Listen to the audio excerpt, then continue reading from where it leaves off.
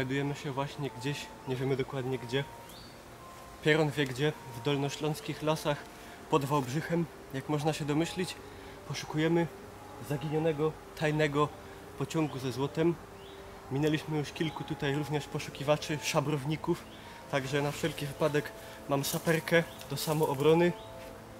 No, mamy nadzieję, że coś wartościowego uda się znaleźć. Dawidzie, dopowiedz coś.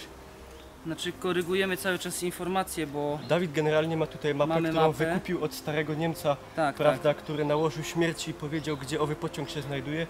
I według tej mapy właśnie podążamy, poszukujemy. No, w ogóle jak to w lesie, wszystko wygląda tak samo. Korzystamy z nowoczesnej technologii, GPS-y, GPS-y, nadajniki Wi-Fi. Fifi.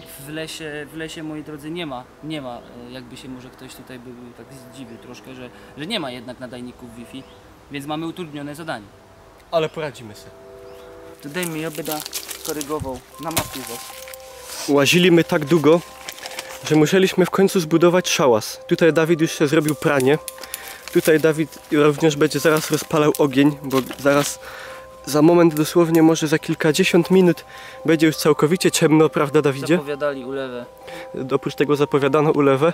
A no tak, szukamy już długie godziny, a o ile się nie mylę, to jeszcze kolejne długie godziny spędzimy na poszukiwaniu, także tutaj zaraz będę kupał. Nie, to co innego. Tam będę zaraz kopał źródło wody generalnie, żeby było co pić, się okąpać. Tutaj będziemy palić ogień. Tu już pranie mamy porobione. No, to jest nasz prowizoryczny szałas. Dawid śpi od ściany. Także nie ma co się tym do roboty, prawda? Trochę się cyką. Proszę Państwa, 10. godzina poszukiwań. Powoli zaczynamy tracić już nadzieję.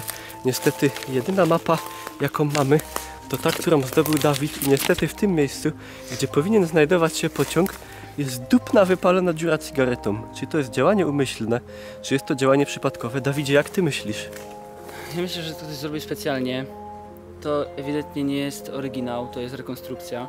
Ale zobacz tą gałąź. Ona była właśnie na rycinach i ta gałąź jednoznacznie wskazuje w tamtym kierunku. Gdzieś w tamtym dole. Tutaj jest, moi Państwo, bardzo ważny trop. To właśnie tutaj prawdopodobnie przed wojną właśnie tędy biegła linia kolejowa, po której poruszał się złoty pociąg, także udajemy się w tamtym kierunku. Wszystko wskazuje, proszę Państwa, że to właśnie tutaj w 1945 roku do tego tunelu wjechał owy owiany tajemnicą złoty pociąg i tutaj słuch po nim zaginął. Także udajemy się w jego ślady. Czy to właśnie tutaj, w 45? To chyba nie tu. Roztojmili poszukiwania, zaszły tak daleko, że z Wałbrzycha już żeśmy zdążyli dojść do Radzionkowa. I będzie szło na Rojca. Dawid, kajmy są. Mapy o tym w ogóle nie mówią. Jak Godośląski Ausdruck, jak są glajzy, to musi być cuk. Wierzcie lub nie, ale gorączka złota dosięga nawet tych istot, które byśmy o to najmniej podejrzewali. No wedle naszej mapy i zapisków to powinno być gdzieś mniej więcej... Dawid, spójrz, bez ta mapa.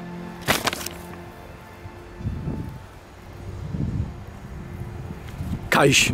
Proszę Państwa, musimy się skryć, bo to właśnie nadjeżdża obca grupa archeologiczna, która też próbuje wykopać złoty pociąg. Nadjeżdżają!